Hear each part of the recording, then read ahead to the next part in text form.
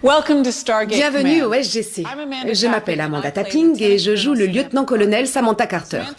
Samantha est l'officier scientifique et le commandant d'une unité d'élite baptisée SG-1. Sa mission, explorer de lointaines planètes de la galaxie grâce à une extraordinaire invention, la Porte des Étoiles.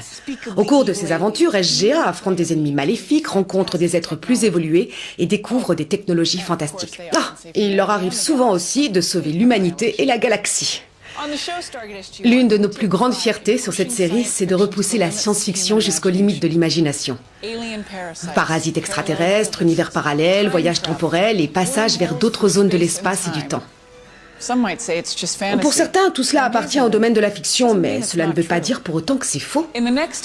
Au-delà de l'univers de Stargate, ce documentaire va vous faire découvrir des hypothèses scientifiques tout à fait sérieuses. Et nous verrons ensemble que ce qu'on prend pour de la science-fiction peut parfois se révéler bien réel.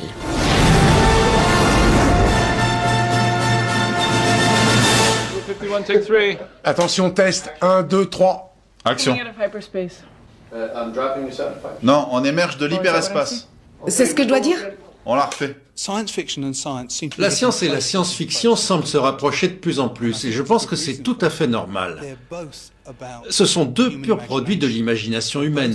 Ce sont deux domaines dans lesquels on passe son temps à se demander « et si ?» Ce sont deux manières d'essayer de comprendre quelle est notre place dans cet univers si complexe. Pensez à regarder vers moi. On lit le journal et les revues scientifiques, on suit l'actualité à la recherche d'éléments intéressants. On est toujours à l'affût de sujets brûlants qui pourraient nourrir notre inspiration. Je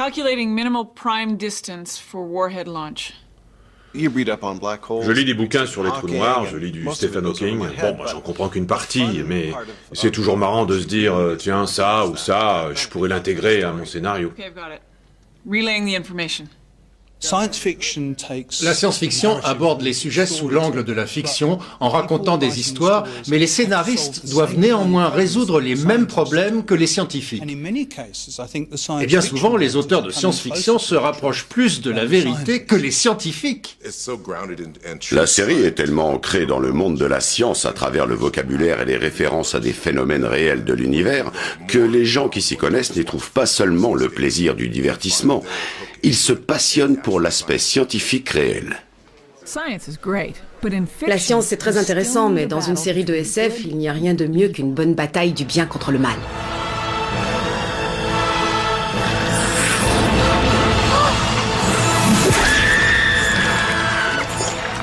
Depuis le tout début, SG-1 a dû affronter le pire ennemi de l'humanité.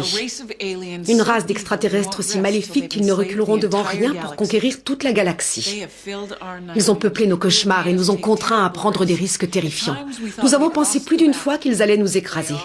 Ce sont les Goa'uld. Comme on peut s'y attendre de la part de parasites extraterrestres maléfiques, les Goa'uld ont manipulé leurs armées d'esclaves, les Jaffa, pour se lancer à la conquête de la galaxie.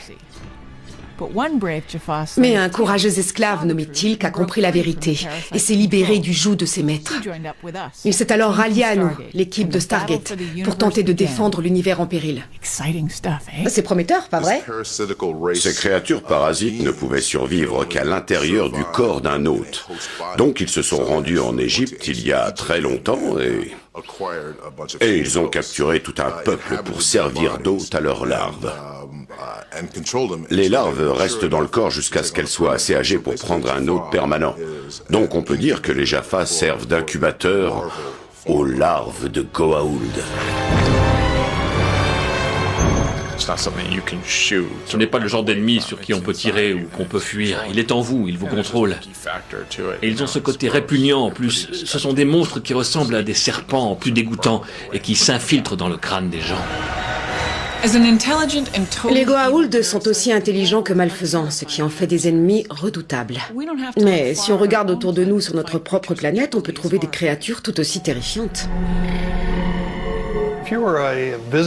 Si vous étiez un extraterrestre et que vous arriviez sur Terre et que vous observiez objectivement les organismes vivants de la planète, en rentrant chez vous, que diriez-vous à vos congénères ?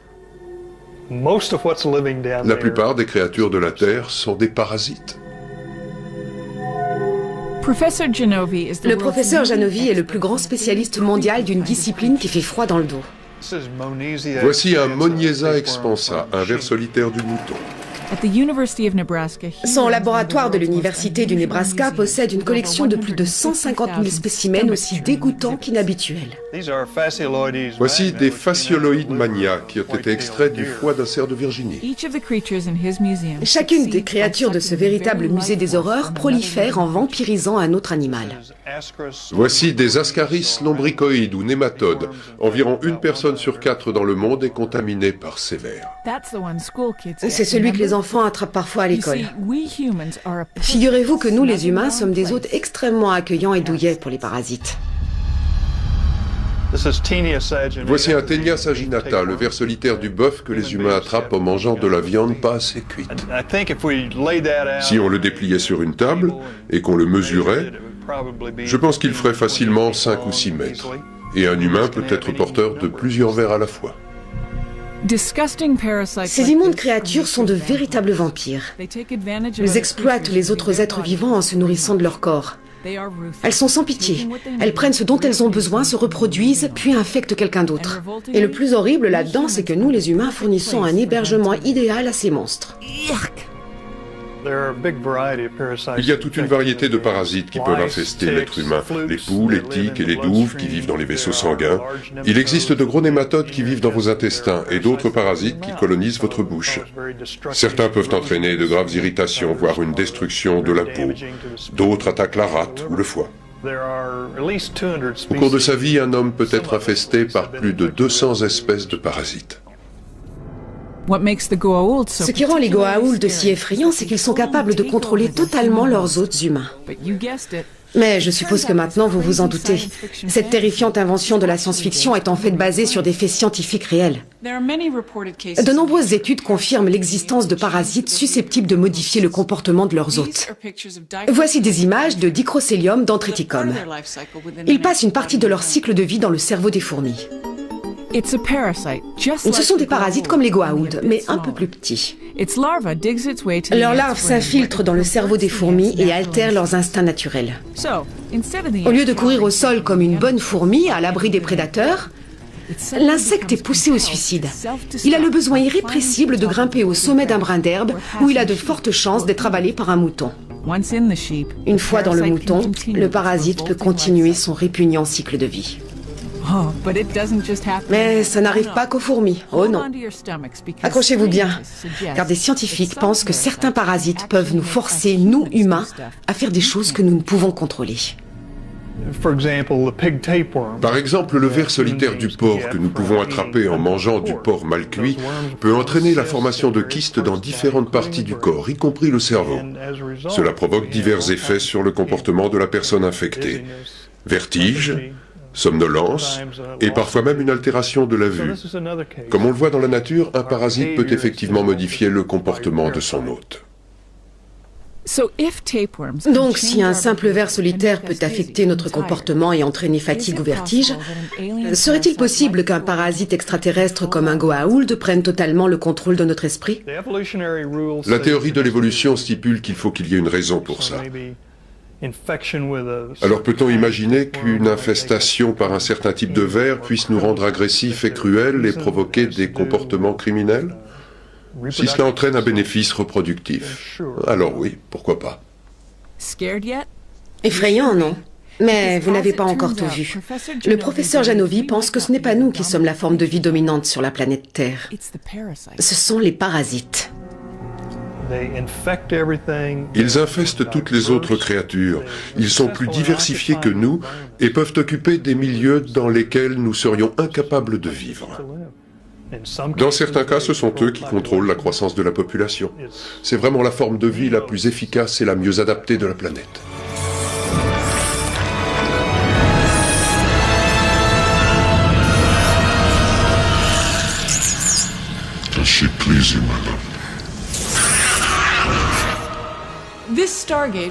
C'est cette porte des étoiles qui sert de cadre à notre grande bataille du bien contre le mal. De notre côté, il y a le SGC, quelques alliés extraterrestres comme les Asgard ou les Tok'ra, et diverses colonies humaines qui habitent la galaxie. Face à nous, il y a les terrifiants parasites Goa'uld et un ennemi aussi vorace que résistant, les réplicateurs. Au début, nous, les terriens, devions les affronter avec nos armes à feu primitives. Mais très vite, nous avons découvert ceci, la lance Jaffa. Et ça, le ZAT. Une décharge de cette arme paralyse votre ennemi. La seconde le tue. Vous croyez sans doute que c'est encore de la science-fiction, mais figurez-vous que la réalité est bien plus étonnante.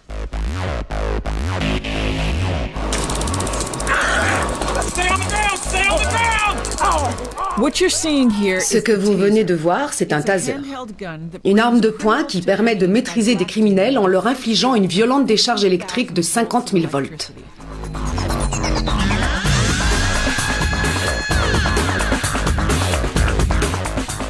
Le plus incroyable, c'est que le taser est capable d'immobiliser un suspect sans le tuer ni entraîner de blessures.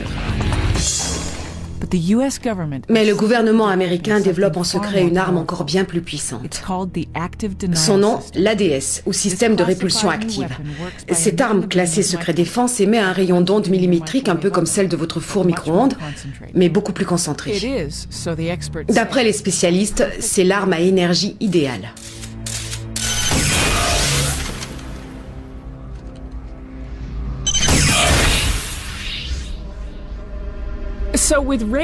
Puisque les rayons paralysants sont déjà au stade de l'expérimentation, nos rayons capables de désintégrer un ennemi sont-ils si irréalistes?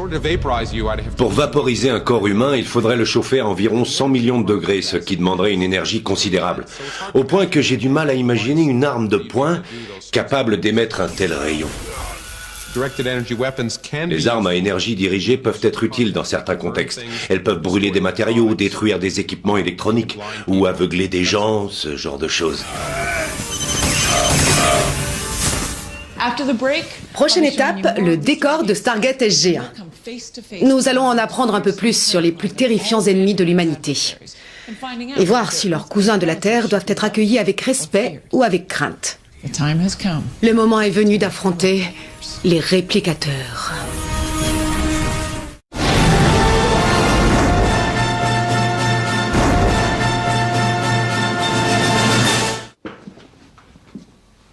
There's been a change of flight plans.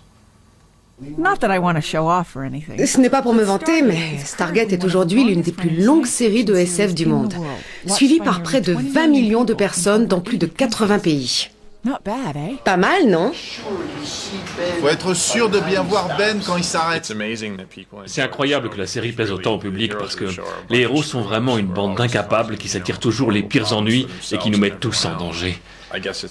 Apparemment, le fait qu'ils arrivent quelquefois à s'en sortir, voire à rattraper leurs erreurs, pousse les spectateurs à continuer à les suivre. Ben, tu veux bien reprendre ta place? Donc on ne voit que lui. La série est tournée dans une dizaine de studios différents à Vancouver, au Canada. Elle emploie plus de 500 personnes entre l'équipe technique et les acteurs. Grâce à un planning d'enfer, nous parvenons à sortir un épisode par semaine. C'est un rythme très soutenu, mais ça ne nuit pas du tout à l'ambiance de tournage. Attention, 3, 2, 1, action! Ah bah les cadences infernales! Comme vous pouvez le voir, on ne se prend pas trop au sérieux chez nous. Personne n'a de mauvaise attitude. Personne ne se prend pour une star, on ne supporterait pas ça. Si quelqu'un veut faire une blague, on attend avant de tourner. C'est toujours le rire qui passe en premier. Coupé. Au cœur des aventures de Samantha Carter et de SG-1, il y a une chose qui rend cette série tout à fait unique. La voici, la porte des étoiles. C'est une invention extraordinaire ornée de symboles inconnus. Elle est superbe, mais ce qui la rend encore plus fantastique, c'est qu'elle nous permet de voyager à travers le temps et l'espace.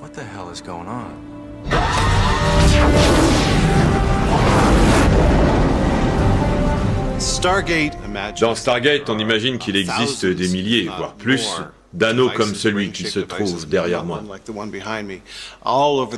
disséminés aux quatre coins de la galaxie et qui permettent de voyager de planète en planète. Il suffit de traverser cet anneau pour y être téléporté instantanément.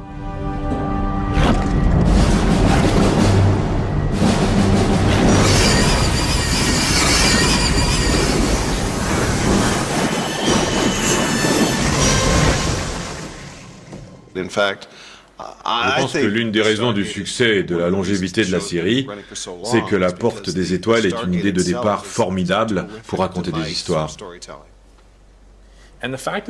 C'est vrai que, pour nous, c'est un accessoire extraordinaire. C'est la porte d'entrée de nos aventures. À chaque épisode, on se demande où on va aller. C'est comme de grimper avec vos amis dans un wagon de montagnes russes différentes toutes les semaines.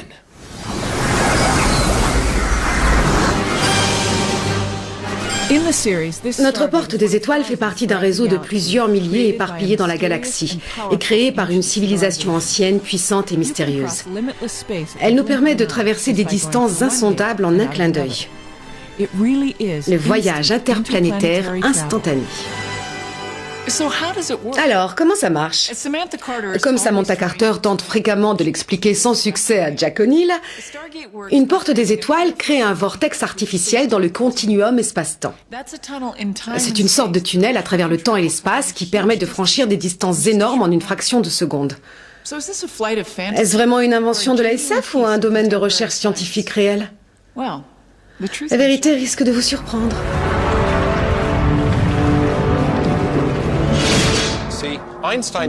Einstein nous a démontré que la masse et l'énergie étaient capables de courber l'espace. Regardez, si je prends cette boule de bowling et que je la pose sur ce trampoline qui représente un univers en 2 dimensions, on observe que l'espace autour d'elle s'incurve.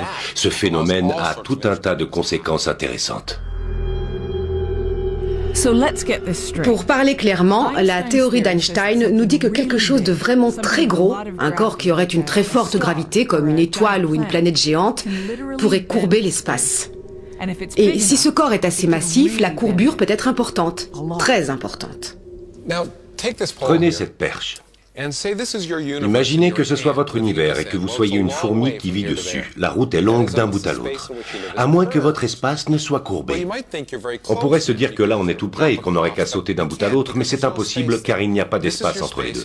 Votre espace c'est cette perche et il faut faire tout le chemin. La seule solution serait de rapprocher suffisamment les deux bouts pour qu'ils se touchent. On modifie la topologie de l'espace et on crée un raccourci. C'est ça le trou de verre ou vortex. Donc si on était assez malin, on devrait théoriquement pouvoir courber l'espace au point de le replier complètement sur lui-même.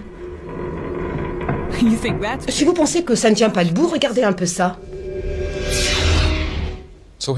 Nous sommes au milieu d'une représentation géométrique de l'espace, avec le SGC d'un côté et de l'autre la Lune à 385 000 km de là. Ça paraît loin, hein?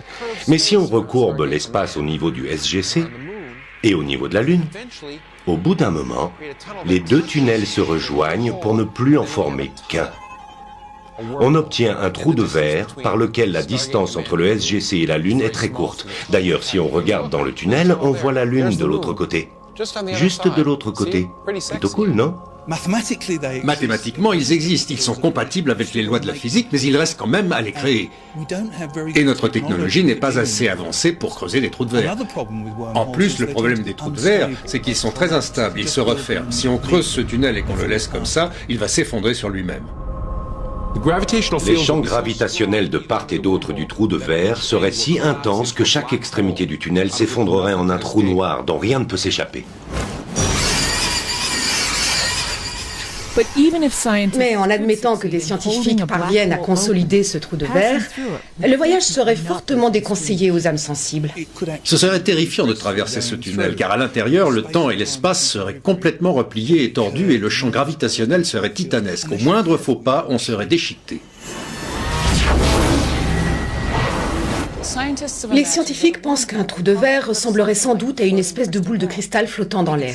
En regardant à travers, on apercevrait un reflet de ce qui se trouve à l'autre bout.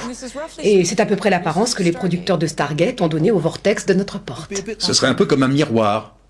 En regardant dedans, on voit un autre monde. Et si on fait le tour, il n'y a rien derrière le miroir. Mais si on traverse le miroir, comme Alice, on se retrouve de l'autre côté.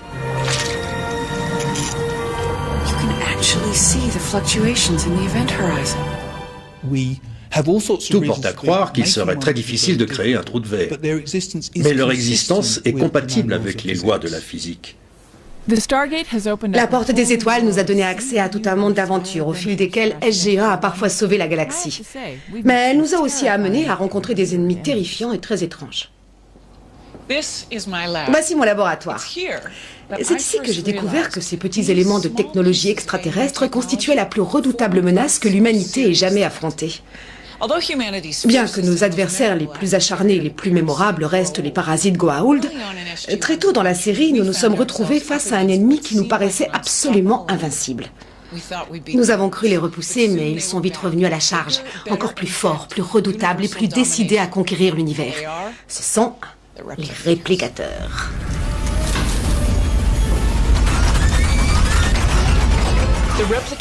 Il est pratiquement impossible d'arrêter les réplicateurs.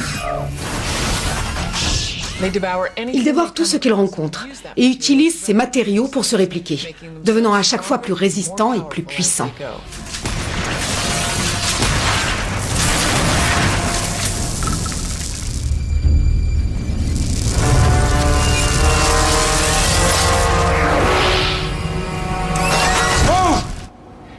Ils sont capables de prendre des formes diverses.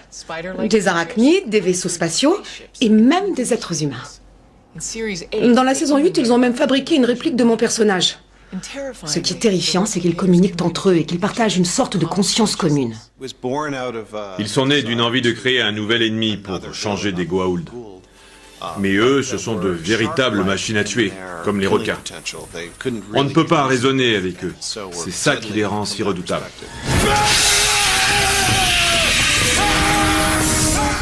Ici, des scientifiques sont déjà en train de créer des robots pas si éloignés que ça des réplicateurs. Ces prototypes de l'université de Floride sont capables de parler entre eux et de penser comme s'ils ne faisaient qu'un.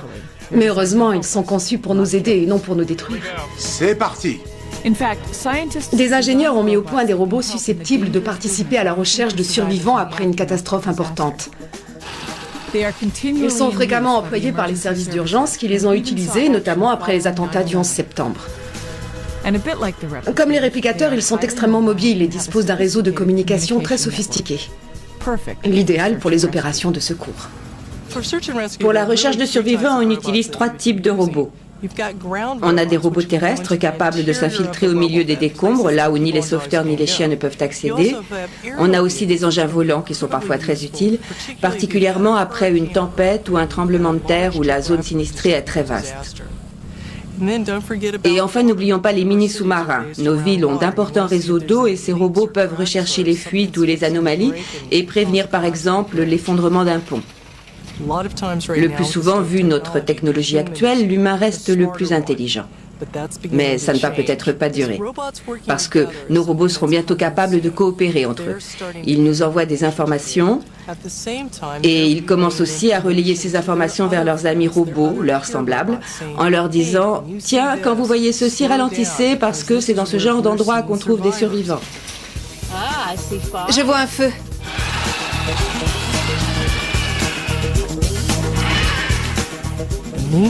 Ils pourraient relayer ces données à des engins volants. Ceux-ci pourraient être assez sophistiqués pour se dire « Tiens, il se passe ça, j'appelle mon autre ami robot au sol, il ne fait pas grand-chose là où il est, autant qu'il vienne travailler ici. »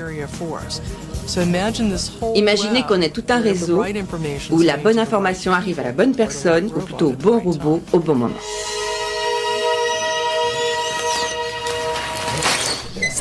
Les scientifiques de la NASA ont poussé encore un peu plus loin cette idée de machine travaillant en réseau. Ils ont développé un robot baptisé 12 Têtes.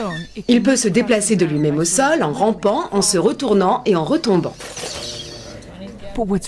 Mais le plus formidable, c'est quand on en fait travailler plusieurs ensemble. Lorsqu'ils s'associent, ils peuvent progresser en terrain accidenté, passer des obstacles difficiles et même grimper des parois abruptes.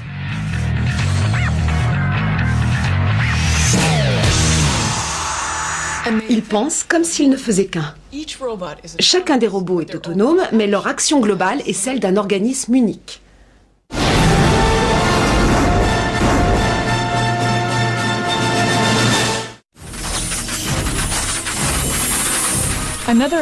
Une autre des caractéristiques les plus effrayantes des réplicateurs, c'est leur capacité d'apprentissage sans limite.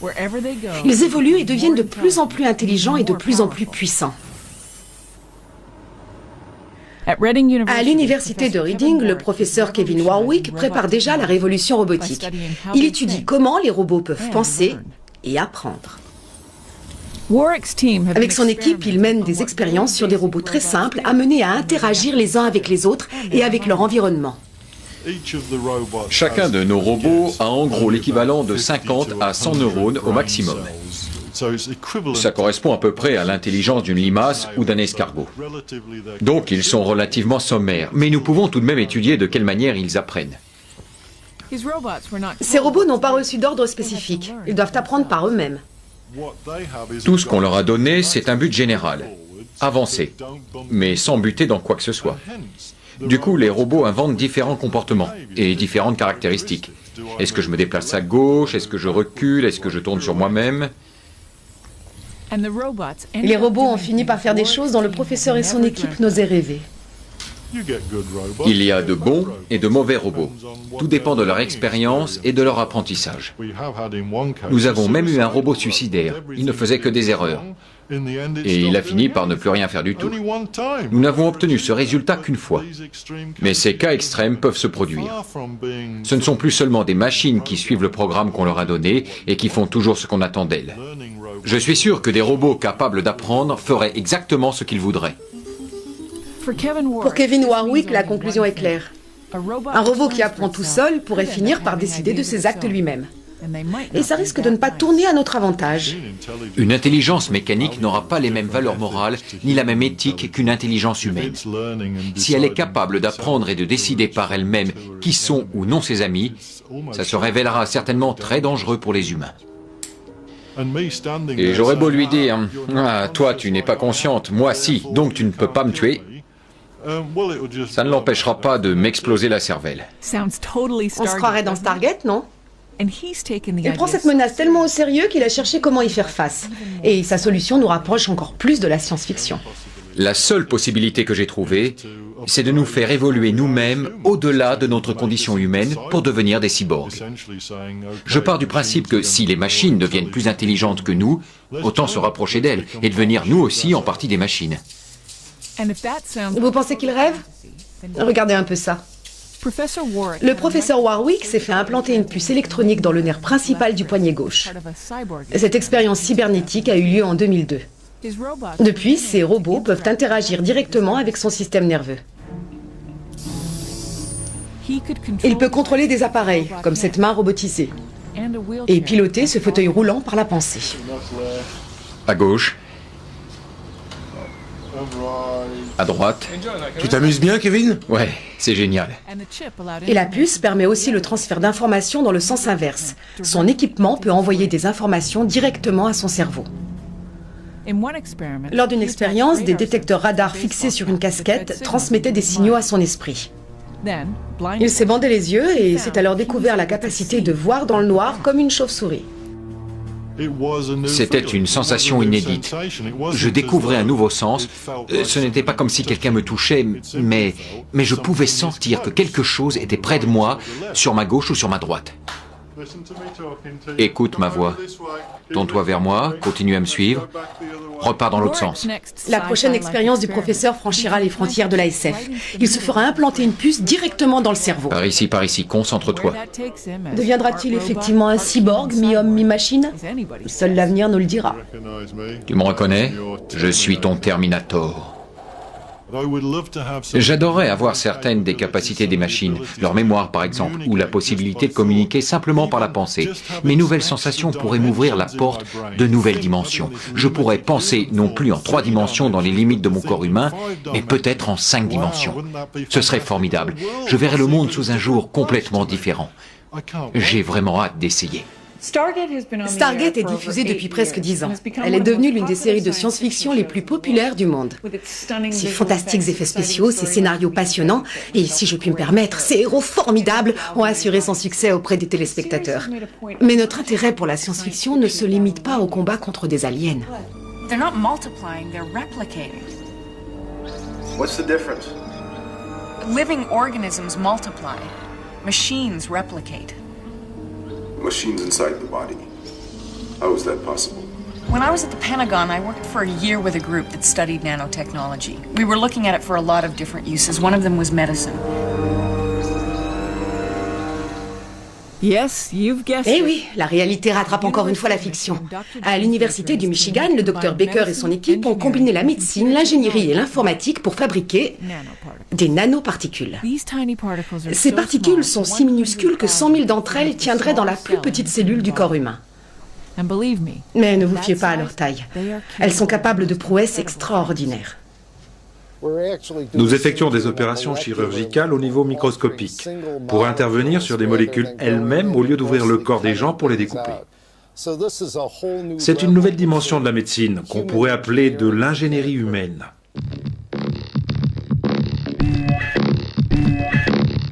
Ces particules sont conçues si précisément qu'une fois dans le corps, elles peuvent agir comme de mini-robots médecins. Elles peuvent localiser des cellules malades et leur délivrer des traitements extrêmement spécifiques. L'équipe a obtenu des résultats impressionnants. Si vous voulez par exemple administrer un médicament au niveau d'une cellule cancéreuse, la nanoparticule commencerait par localiser cette cellule. Elle l'identifierait par rapport à un modèle, donc on pourrait littéralement voir la tumeur. Ensuite, elle vous dirait précisément quelles sont les anomalies génétiques spécifiques de ce cancer. Et elle vous permettrait d'activer le médicament le mieux adapté à la maladie. Ainsi, on pourrait détruire la tumeur sans aucun effet secondaire pour le patient. C'est ça notre but principal, faire du cancer une maladie curable. Apparemment, les possibilités des nanoparticules sont sans limite. On pourrait aussi vous injecter dans le sang des particules qui deviendraient fluorescentes sous certaines conditions. Ainsi, imaginez que vous attrapiez la grippe. On serait prévenu de l'infection virale avant même que vous ne ressentiez les premiers symptômes. Je pense que grâce aux nanotechnologies, nous pourrions passer d'un système de santé basé sur la guérison des maladies à un système vraiment basé sur leur prévention. Je pense que les nanotechnologies pourraient radicalement changer le visage de la médecine. Dès les premiers épisodes, les producteurs ont apporté un soin tout particulier à l'ambiance et à l'aspect visuel de la série. Depuis les décors très militaires de notre base, le SGC, jusqu'aux détails très réalistes des diverses races extraterrestres que nous avons rencontrées. Des guerriers Jaffa aux affreux parasites Goa'uld, en passant par les sympathiques Unas ou les puissants Asgard, nous avons fait la connaissance de nombreux aliens très différents.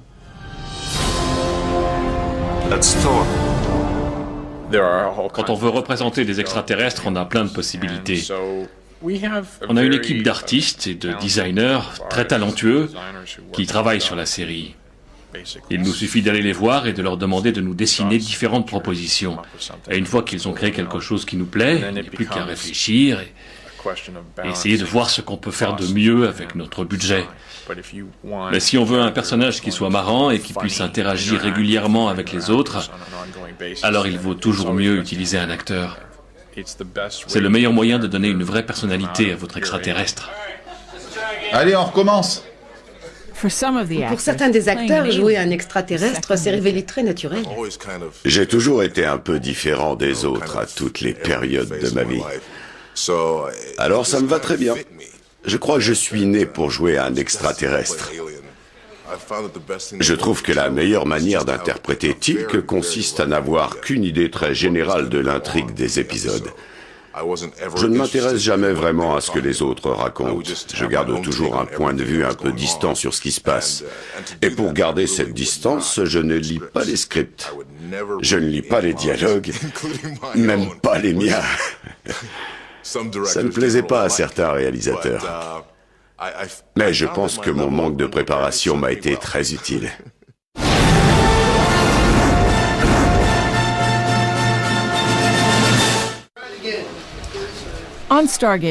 Pour les extraterrestres de Stargate, nous nous inspirons de la nature et de nos pires cauchemars. Mais certains, comme les Asgard, sont vraiment gentils et bienveillants. Ils passent leur temps à sauver l'humanité. Alors, sont-ils si réalistes que ça? Les Asgard sont trop proches des humains pour n'être que des extraterrestres venus d'une lointaine planète sans lien de parenté avec nous. Ce ne serait pas crédible. Si nous rencontrions des extraterrestres dans ce genre-là, l'explication scientifique serait que nous avons eu un ancêtre commun, disons, il y a 2 millions d'années. Il faudrait à peu près 2 millions d'années d'évolution pour qu'on soit si différents. Très bien, mais à quoi pourraient ressembler de véritables extraterrestres? C'est exactement la question qui a été posée au professeur Stewart par le Musée des sciences de Londres. Si on veut une réponse scientifique, on ne peut pas se contenter de dire « imaginons des monstres de 5 mètres de haut avec la peau bleue et des cornes ».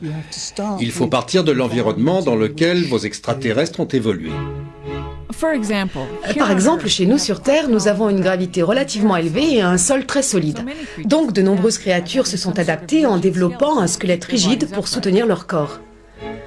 Mais sur une autre planète, la vie aurait sans doute pris une forme très différente. Prenez Jupiter. C'est une gigantesque boule de gaz à la gravité très forte mais dénuée de surface solide. Comme il n'y a pas de sol sur lequel se tenir debout, ses habitants n'auraient sûrement pas de squelette. D'ailleurs, il serait plus probable qu'ils volent ou qu'ils flottent dans les airs. Et bien sûr, leur forme et leur comportement découleraient de là. On peut penser à des créatures en forme de ballon qui flotteraient dans l'atmosphère. Nous avons imaginé plusieurs créatures différentes que nous avons baptisées les frisbees, les flashs, les delphines et les darts. Les frisbees sont des troupeaux d'animaux gigantesques de forme circulaire, un peu comme d'énormes crêpes qui tournent très lentement. Ils font la taille d'un terrain de football. C'est gros, mais n'oubliez pas qu'il y a de la place sur cette planète. Puis, nous nous sommes dit que sur les frisbees, il pourrait y avoir des parasites. Alors nous avons créé les flashs, l'équivalent jupitérien du chien avec une lumière bleue sur le dessus. Cette petite balise leur sert à attirer des partenaires potentiels pendant la saison des amours. Et les flashs peuvent sauter d'un frisbee à l'autre pour s'accoupler. Les delphines ont été très intéressants à imaginer. Nous nous sommes dit que, contrairement aux nôtres, les squelettes des jupitériens ne seraient sans doute pas en os. Ce serait surprenant sur une géante gazeuse. Donc nous avons pensé qu'à la place, leur structure pourrait être formée de tubes creux qui seraient activés par la pression hydraulique, comme des freins d'automobile.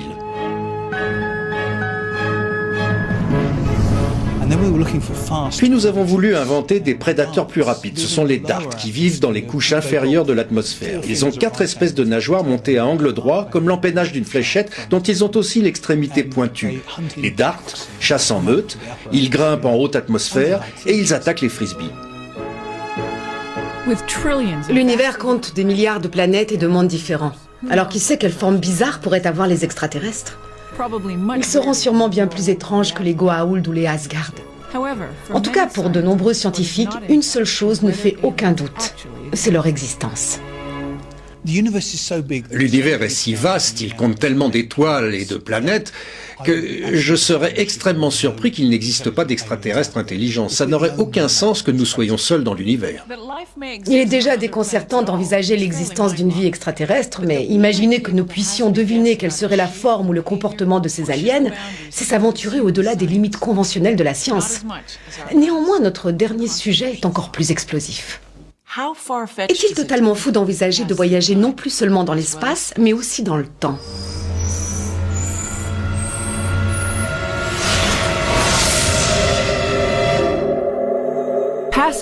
Les hommes rêvent de se déplacer à volonté dans le temps depuis des générations.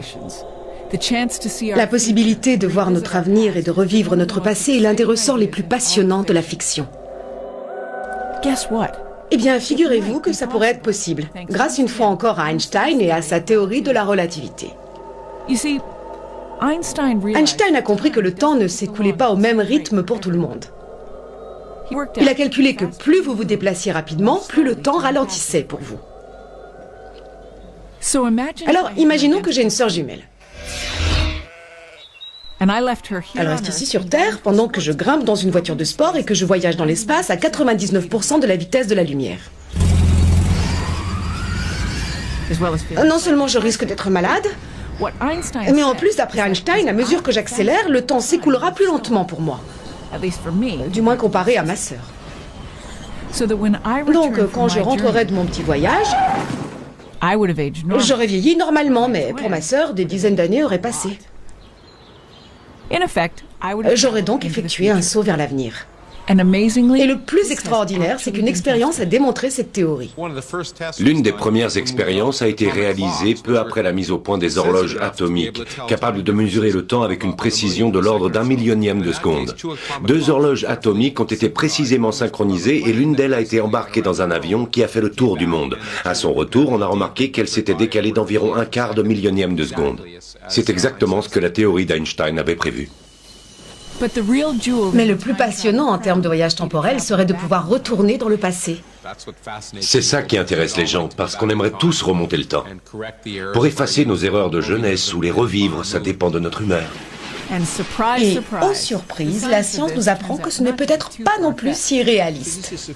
Les physiciens ont réussi à imaginer plusieurs sortes de machines à remonter le temps potentiel qui, d'après les lois de la physique, pourraient nous permettre de retourner dans le passé. Par exemple, en faisant tourner tout l'univers, en enroulant l'univers pour former un cylindre, un trou noir en rotation pourrait être une machine à remonter le temps. Avec une forme de beignet. Et attirer vers le trou noir. Si le trou noir vibrait de plus en plus vite, un gigantesque cylindre de matière qui tourne sur lui-même. Un trou noir en rotation. Une machine à remonter le temps quantique. Un grand nombre de phénomènes pourraient servir de machine à remonter le temps. Ce serait passionnant de voyager dans le temps, mais ça poserait un certain nombre de problèmes. D'ailleurs, nous en avons abordé certains dans Stargate. Et que se passerait-il si je remontais le temps et que je me tirais une décharge de ZAT? Si je suis morte, qui a remonté le temps pour me tuer? C'est un paradoxe temporel insoluble. C'est sur ce genre de contradiction qu'était basée toute la fin de la saison 8. We saw the tablet. What tablet? Oh, the one you haven't written yet. And put where the Stargate was supposed to be buried. Supposed to be. Confused? Vous trouvez ça compliqué? Nous aussi.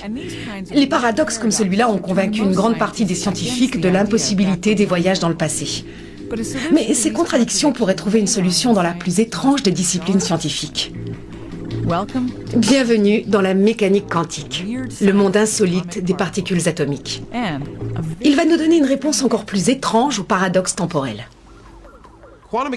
La mécanique quantique est le plus insolite des domaines de la physique. Par exemple, au niveau atomique, des particules comme les électrons font plusieurs choses à la fois. Pour aller d'un point à un autre, contrairement à une balle de baseball, un électron n'aura pas une trajectoire bien définie. En réalité, quand il va d'un endroit à un autre, un électron prend plusieurs chemins à la fois. Ça a l'air complètement fou, mais c'est vrai et on peut le vérifier par les expériences. Pour l'expliquer, on utilise ce qu'on appelle l'interprétation multimonde. On pose comme hypothèse l'existence de plusieurs réalités différentes, qui coexistent au même instant T, et à chaque fois qu'on fait une observation, on se fixe sur une version de la réalité, sur une branche de la fonction quantique. Donc ça veut dire que lorsqu'on remonte le temps, on saute sur une branche différente et ce n'est pas grave si on change l'avenir parce que cette branche aurait de toute façon eu un avenir différent. Basically, scientists have theorized that there are an infinite number of dimensions, each containing a different possible version of reality. Well, it sounds like I theoretically, possibly, actually found one. Nous avons abordé ce sujet dans plusieurs épisodes de Stargate où des versions alternatives de Samantha Carter et de SG-1 étaient des personnages à part entière. C'est rare d'avoir plusieurs rôles dans la même série. Apparemment, ça résoudrait le paradoxe des voyages dans le passé. Donc, si je remontais le temps et que je me tirais dessus, tout ce que cela ferait, c'est que la version de moi de cet univers serait projetée dans un monde parallèle où l'autre moi aurait été tué. Adieu le paradoxe. Une fois encore, la science moderne se révèle au moins aussi insolite et étrange que les rêves les plus fous de la science-fiction.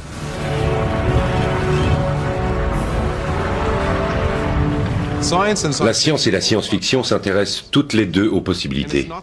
Et ce n'est pas très étonnant de voir que parfois les auteurs de science-fiction et les scientifiques trouvent les mêmes réponses à certains problèmes. Ce sont des gens très créatifs qui travaillent sur les mêmes sujets. La seule différence, c'est que l'auteur de SF se contente d'imaginer les choses alors que le scientifique doit les construire. Ce n'est pas encore vrai aujourd'hui, mais dans 10 ans, peut-être qu'on aura la possibilité de voyager par un vortex jusqu'à des planètes lointaines. Ou peut-être qu'on verra des créatures similaires aux réplicateurs sortir d'un laboratoire quelque part dans la Silicon Valley.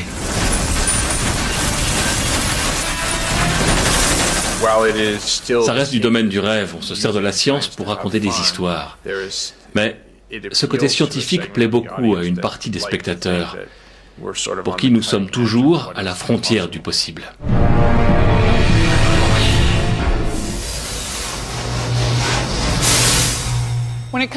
En matière de science-fiction, nous aimons tous qu'on nous emmène dans des univers fantasmagoriques. Dans Stargate, nous explorons de nouveaux mondes et voyageons dans le temps. Nous rencontrons des êtres venus d'autres galaxies et en apprenons toujours plus sur les dieux et les hommes. Nous traversons des distances extraordinaires et ramenons des technologies qui dépassent nos rêves les plus fous. Mais je crois que le plus surprenant là-dedans, c'est que tout ce que nous avons vu jusque-là est en fait possible. La science moderne constitue le plus incroyable et le plus fascinant voyage dans le monde de l'imagination.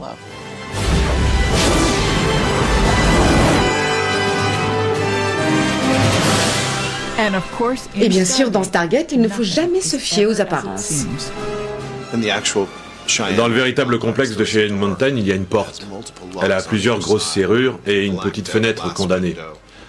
Et au-dessus, il y a marqué Stargate Command.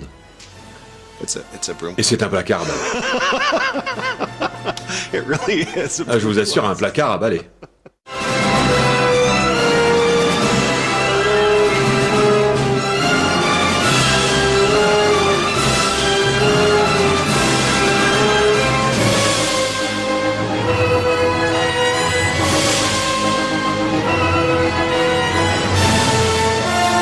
Ou détruire des équipements électroniques, ou aveugler des gens, ce genre de choses. Prochaine étape, le décor de Stargate SG-1. Nous allons en apprendre un peu plus sur les plus terrifiants ennemis de l'humanité. Et voir si leurs cousins de la Terre doivent être accueillis avec respect ou avec crainte. Le moment est venu d'affronter les réplicateurs.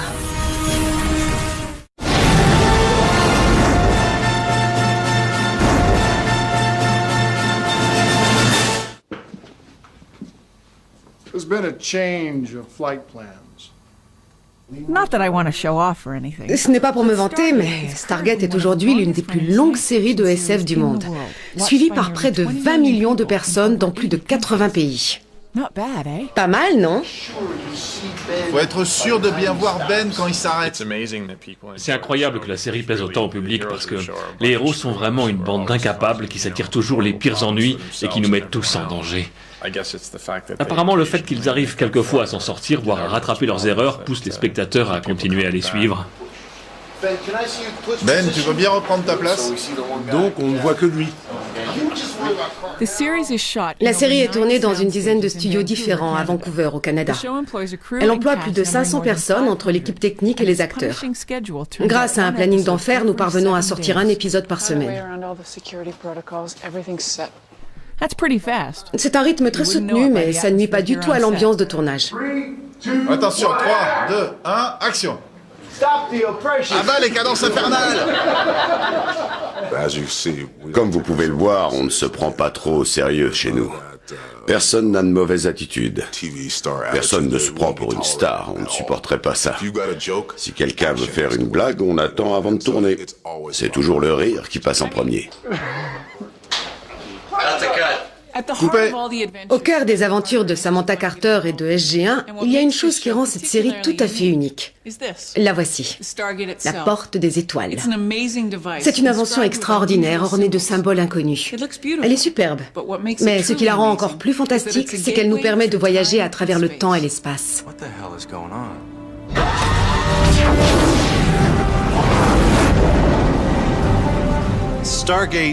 Dans Stargate, on imagine qu'il existe des milliers, voire plus, d'anneaux comme celui qui se trouve derrière moi,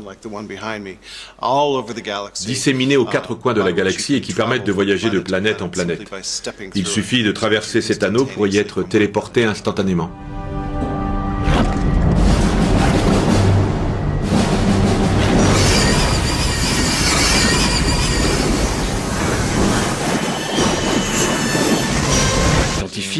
On suit l'actualité à la recherche d'éléments intéressants. On est toujours à l'affût de sujets brûlants qui pourraient nourrir notre inspiration. Calculating minimal prime distance for warhead launch. Je lis des bouquins sur les trous noirs, je lis du Stephen Hawking. Bon, j'en comprends qu'une partie, mais c'est toujours marrant de se dire, tiens, ça ou ça, je pourrais l'intégrer à mon scénario. relaying the information. La science-fiction aborde les sujets sous l'angle de la fiction en racontant des histoires, mais les scénaristes doivent néanmoins résoudre les mêmes problèmes que les scientifiques.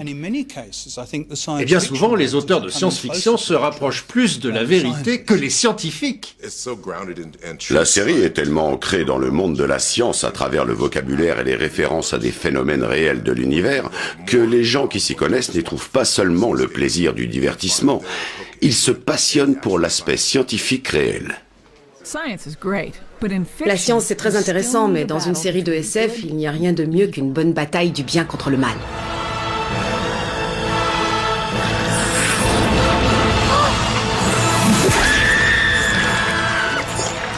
Depuis le tout début, SG-1 a dû affronter le pire ennemi de l'humanité. Une race d'extraterrestres si maléfiques qu'ils ne reculeront devant rien pour conquérir toute la galaxie. Ils ont peuplé nos cauchemars et nous ont contraints à prendre des risques terrifiants. Nous avons pensé plus d'une fois qu'ils allaient nous écraser. Ce sont les Goa'uld.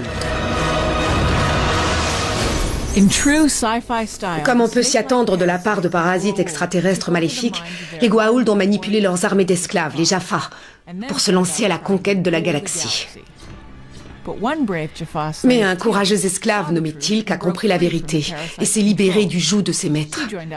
Il s'est alors rallié à nous, l'équipe de Stargate, pour tenter de défendre l'univers en péril. C'est prometteur, pas vrai? Ces créatures parasites ne pouvaient survivre qu'à l'intérieur du corps d'un hôte. Donc ils se sont rendus en Égypte il y a très longtemps et ils ont capturé tout un peuple pour servir d'hôte à leurs larves. Les larves restent dans le corps jusqu'à ce qu'elles soient assez âgées pour prendre un hôte permanent. Donc on peut dire que les Jaffa servent d'incubateur aux larves de Goa'uld. Ce n'est pas le genre d'ennemi sur qui on peut tirer ou qu'on peut fuir. Il est en vous, il vous contrôle. Et ils ont ce côté répugnant en plus. Ce sont des monstres qui ressemblent à des serpents plus dégoûtants et qui s'infiltrent dans le crâne des gens. Les Goa'uld sont aussi intelligents que malfaisants, ce qui en fait des ennemis redoutables. Mais si on regarde autour de nous sur notre propre planète, on peut trouver des créatures tout aussi terrifiantes. Si, imaginez que vous attrapiez la grippe. On serait prévenu de l'infection virale avant même que vous ne ressentiez les premiers symptômes. Je pense que grâce aux nanotechnologies, nous pourrions passer d'un système de santé basé sur la guérison des maladies à un système vraiment basé sur leur prévention. Je pense que les nanotechnologies pourraient radicalement changer le visage de la médecine. Dès les premiers épisodes, les producteurs ont apporté un soin tout particulier à l'ambiance et à l'aspect visuel de la série. Depuis les décors très militaires de notre base, le SGC, jusqu'aux détails très réalistes des diverses races extraterrestres que nous avons rencontrées. Des guerriers Jaffa aux affreux parasites Goa'uld, en passant par les sympathiques Unas ou les puissants Asgard, nous avons fait la connaissance de nombreux aliens très différents.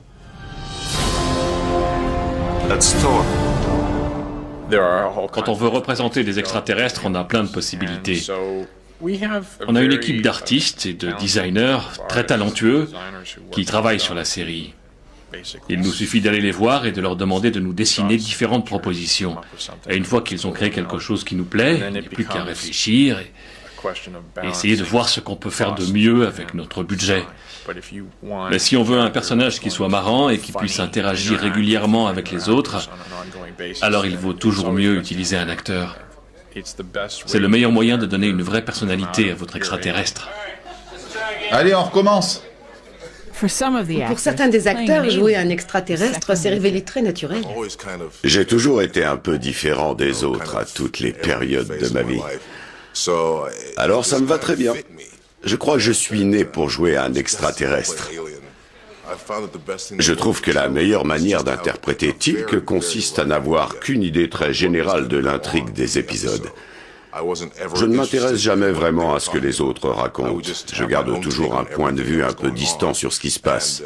Et pour garder cette distance, je ne lis pas les scripts. Je ne lis pas les dialogues, même pas les miens. Ça ne plaisait pas à certains réalisateurs. Mais je pense que mon manque de préparation m'a été très utile.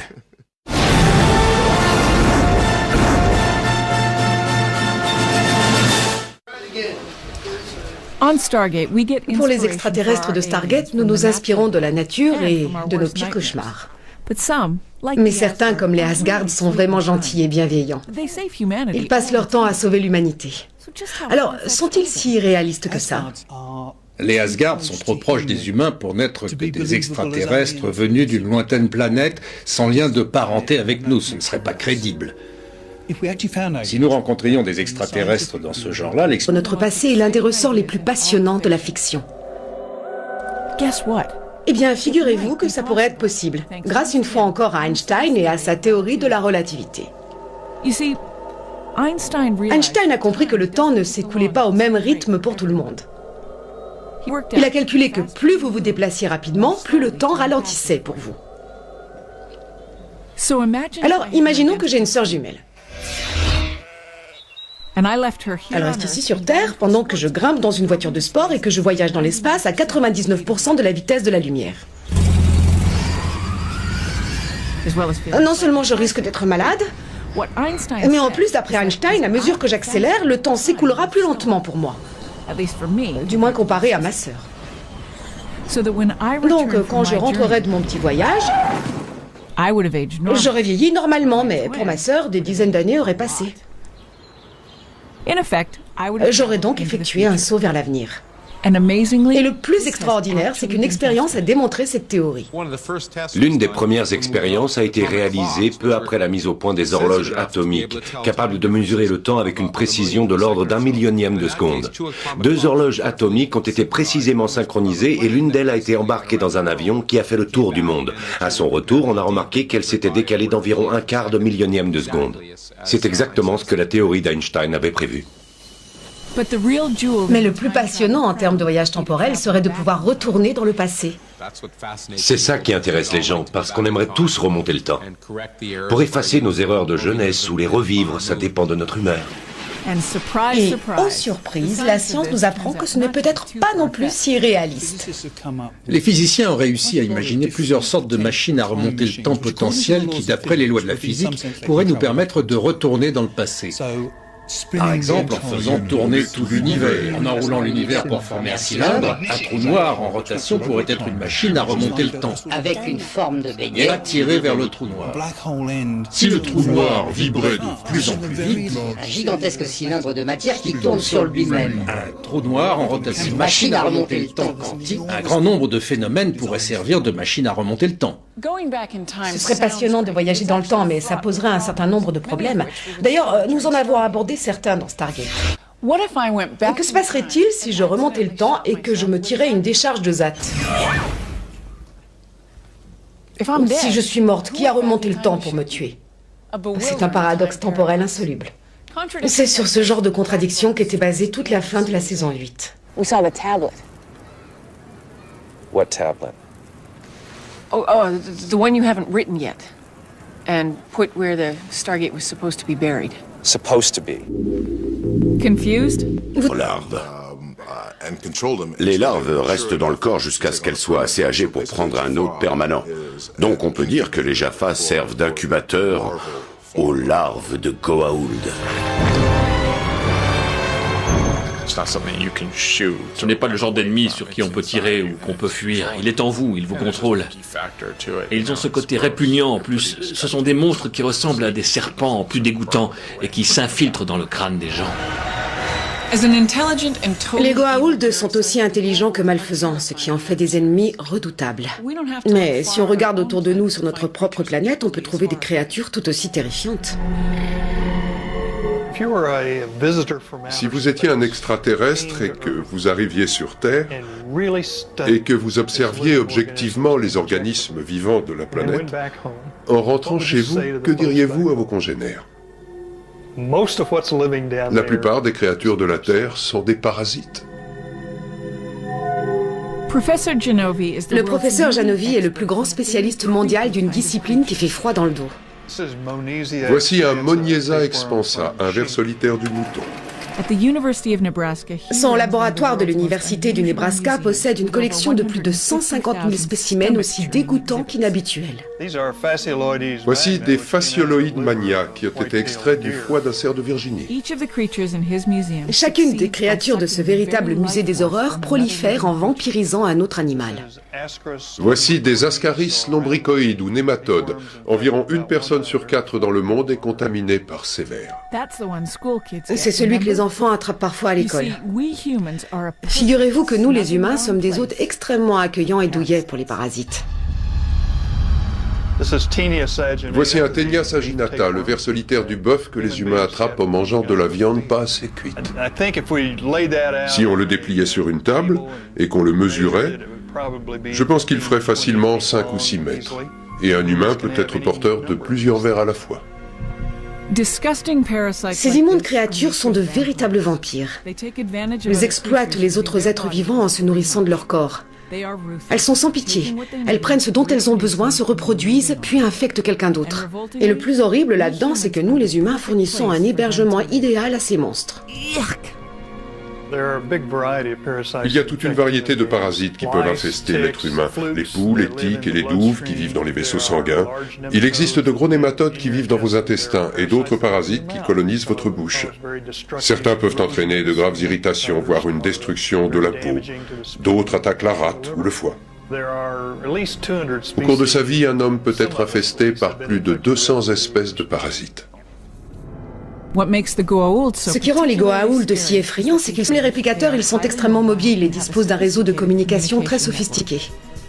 L'idéal pour les opérations de secours. Pour la recherche de survivants, on utilise 3 types de robots. On a des robots terrestres capables de s'infiltrer au milieu des décombres, là où ni les sauveteurs ni les chiens ne peuvent accéder.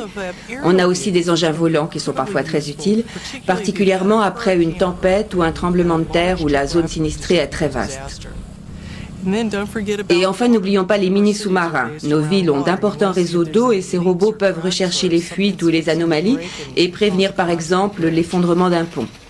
Le plus souvent, vu notre technologie actuelle, l'humain reste le plus intelligent. Mais ça ne va peut-être pas durer, parce que nos robots seront bientôt capables de coopérer entre eux. Ils nous envoient des informations et ils commencent aussi à relayer ces informations vers leurs amis robots, leurs semblables, en leur disant « Tiens, quand vous voyez ceci, ralentissez parce que c'est dans ce genre d'endroit qu'on trouve des survivants. » Je vois un feu.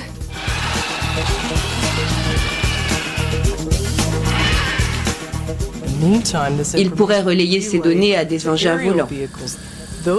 Ceux-ci pourraient être assez sophistiqués pour se dire « Tiens, il se passe ça, j'appelle mon autre ami robot au sol, il ne fait pas grand-chose là où il est, autant qu'il vienne travailler ici. » Imaginez qu'on ait tout un réseau où la bonne information arrive à la bonne personne, ou plutôt au bon robot, au bon moment.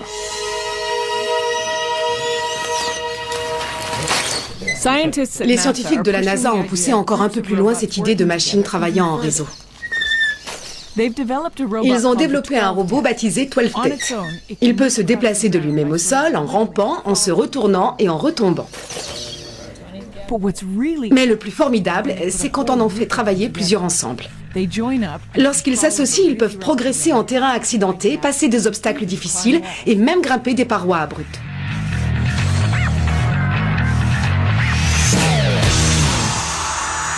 Ils pensent comme s'ils ne faisaient qu'un. Chacun des robots est autonome, mais leur action globale est celle d'un organisme unique.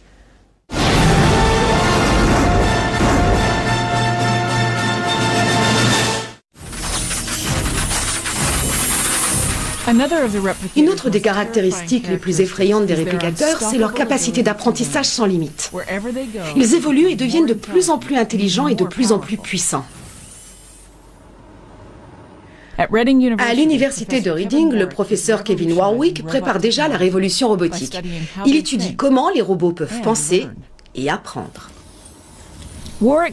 Avec son équipe, il mène des expériences sur des robots très simples, amenés à interagir les uns avec les autres et avec leur environnement. Chacun de nos robots a ambiance et à l'aspect visuel de la série. Depuis les décors très militaires de notre base, le SGC, jusqu'aux détails très réalistes des diverses races extraterrestres que nous avons rencontrées. Des guerriers Jaffa aux affreux parasites Goa'uld, en passant par les sympathiques Unas ou les puissants Asgard, nous avons fait la connaissance de nombreux aliens très différents.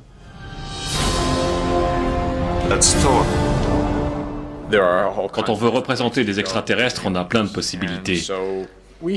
On a une équipe d'artistes et de designers très talentueux qui travaillent sur la série. Il nous suffit d'aller les voir et de leur demander de nous dessiner différentes propositions. Et une fois qu'ils ont créé quelque chose qui nous plaît, il n'y a plus qu'à réfléchir et essayer de voir ce qu'on peut faire de mieux avec notre budget. Mais si on veut un personnage qui soit marrant et qui puisse interagir régulièrement avec les autres, alors il vaut toujours mieux utiliser un acteur.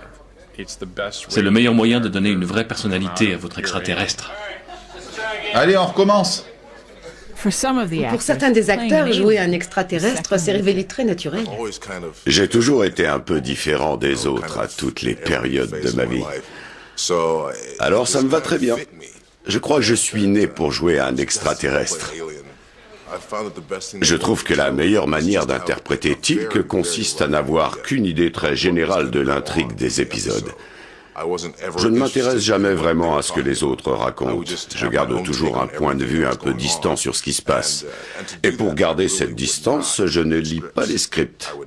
Je ne lis pas les dialogues, même pas les miens. Ça ne plaisait pas à certains réalisateurs. Mais je pense que mon manque de préparation m'a été très utile.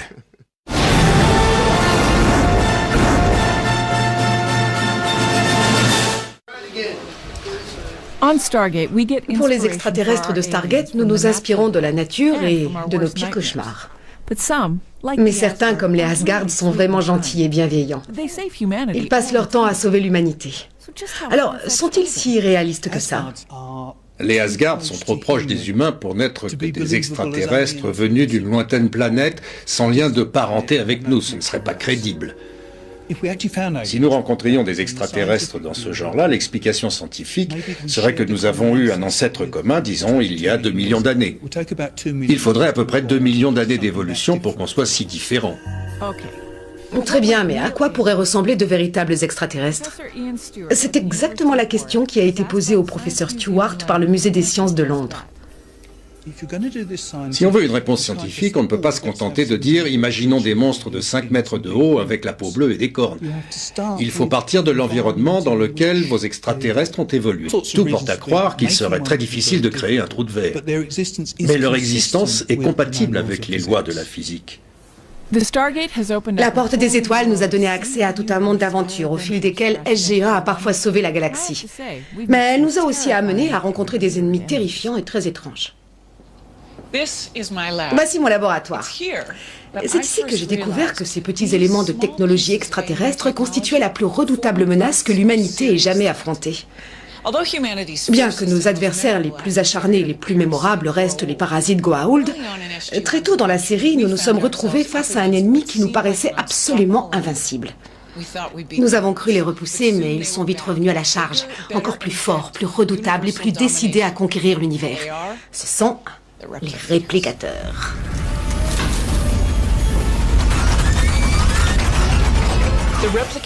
Il est pratiquement impossible d'arrêter les réplicateurs. Ils dévorent tout ce qu'ils rencontrent et utilisent ces matériaux pour se répliquer, devenant à chaque fois plus résistants et plus puissants.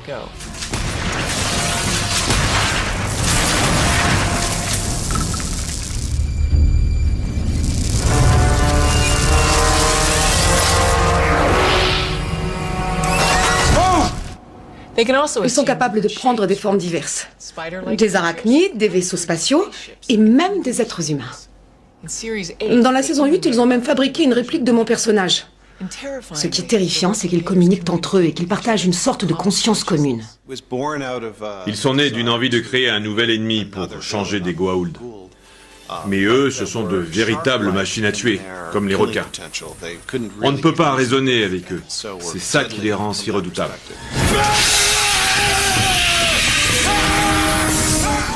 Ici, des scientifiques sont déjà en train de créer des robots pas si éloignés que ça des réplicateurs. Ces prototypes de l'université de Floride sont capables de parler entre eux et de penser comme s'ils ne faisaient qu'un. Mais heureusement, ils sont conçus pour nous aider et non pour nous détruire. C'est parti. Des ingénieurs ont mis au point des robots susceptibles de participer à la recherche de survivants après une catastrophe importante. Ils sont fréquemment employés par les services d'urgence qui les ont utilisés, notamment après les attentats du 11 septembre. Comme les réplicateurs, ils sont extrêmement mobiles et disposent d'un réseau de communication très sophistiqué. L'idéal pour les opérations de secours. Pour la recherche de survivants, on utilise 3 types de robots. On a des robots terrestres capables de s'infiltrer au milieu des décombres, là où ni les sauveteurs ni les chiens ne peuvent accéder. On a aussi des engins volants qui sont parfois très utiles, particulièrement après une tempête ou un tremblement de terre où la zone sinistrée est très vaste. Et enfin, n'oublions pas les mini-sous-marins. Nos villes ont d'importants réseaux d'eau et ces robots peuvent rechercher les fuites. Non seulement je risque d'être malade, mais en plus, d'après Einstein, à mesure que j'accélère, le temps s'écoulera plus lentement pour moi. Du moins comparé à ma sœur. Donc, quand je rentrerai de mon petit voyage, j'aurais vieilli normalement, mais pour ma sœur, des dizaines d'années auraient passé. J'aurais donc effectué un saut vers l'avenir. Et le plus extraordinaire, c'est qu'une expérience a démontré cette théorie. L'une des premières expériences a été réalisée peu après la mise au point des horloges atomiques, capables de mesurer le temps avec une précision de l'ordre d'1 millionième de seconde. 2 horloges atomiques ont été précisément synchronisées et l'une d'elles a été embarquée dans un avion qui a fait le tour du monde. À son retour, on a remarqué qu'elle s'était décalée d'environ 1/4 de millionième de seconde. C'est exactement ce que la théorie d'Einstein avait prévu. Mais le plus passionnant en termes de voyage temporel serait de pouvoir retourner dans le passé. C'est ça qui intéresse les gens, parce qu'on aimerait tous remonter le temps. Pour effacer nos erreurs de jeunesse ou les revivre, ça dépend de notre humeur. Et, aux surprises, la science nous apprend que ce n'est peut-être pas non plus si réaliste. Les physiciens ont réussi à imaginer plusieurs sortes de machines à remonter le temps potentiel qui, d'après les lois de la physique, pourraient nous permettre de retourner dans le passé. Par exemple, en faisant tourner tout l'univers, en enroulant l'univers pour former un cylindre, un trou noir en rotation pourrait être une machine à remonter le temps. Avec une forme de Et beignet. attirer vers le trou noir.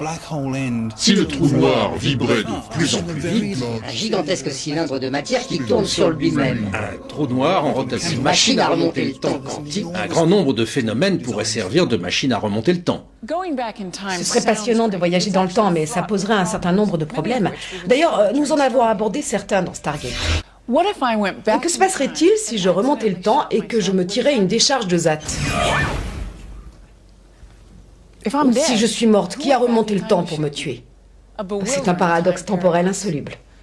C'est sur ce genre de contradiction qu'était basée toute la fin de la saison 8. We saw the tablet. What tablet?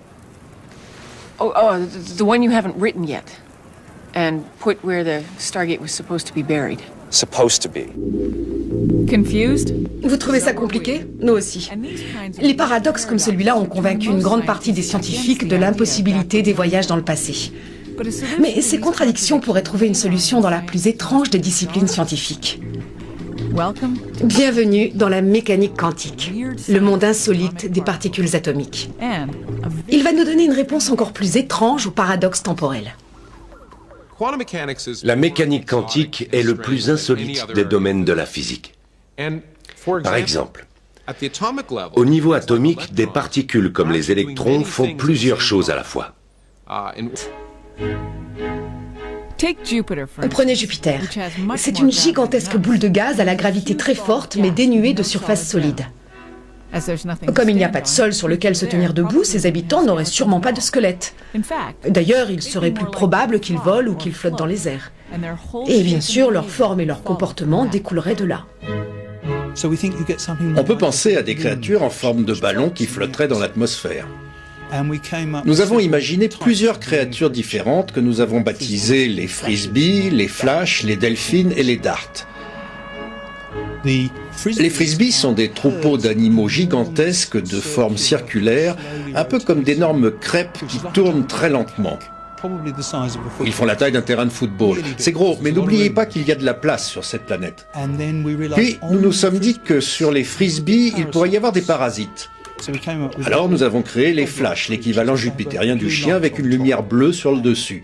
Cette petite balise leur sert à attirer des partenaires potentiels pendant la saison des amours. Et les flashs peuvent sauter d'un frisbee à l'autre pour s'accoupler. Les delphines ont été très intéressants à imaginer.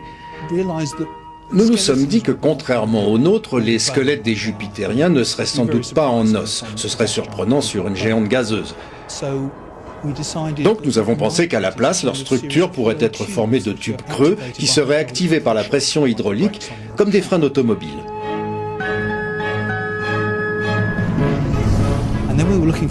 Puis nous avons voulu inventer des prédateurs plus rapides. Ce sont les darts qui vivent dans les couches inférieures de l'atmosphère. Ils ont 4 espèces de nageoires montées à angle droit, comme l'empennage d'une fléchette, dont ils ont aussi l'extrémité pointue. Les darts chassent en meute, ils grimpent en haute atmosphère et ils attaquent les frisbees. L'univers compte des milliards de planètes et de mondes différents. Alors qui sait quelle forme bizarre pourraient avoir les extraterrestres? Ils seront sûrement bien plus étranges que les Goa'uld ou les Asgard. En tout cas, pour de nombreux scientifiques, une seule chose ne fait aucun doute, c'est leur existence. L'univers est si vaste, il compte tellement d'étoiles et de planètes, que je serais extrêmement surpris qu'il n'existe pas d'extraterrestres intelligents. Ça n'aurait aucun sens que nous soyons seuls dans l'univers. Il est déjà déconcertant d'envisager l'existence d'une vie extraterrestre, mais imaginer que nous puissions deviner quelle serait la forme ou le comportement de ces aliens, c'est s'aventurer au-delà des limites conventionnelles de la science. Néanmoins, notre dernier sujet est encore plus explosif.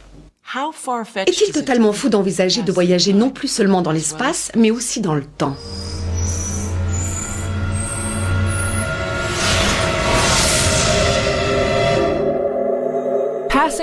Les hommes rêvent de se déplacer à volonté dans le temps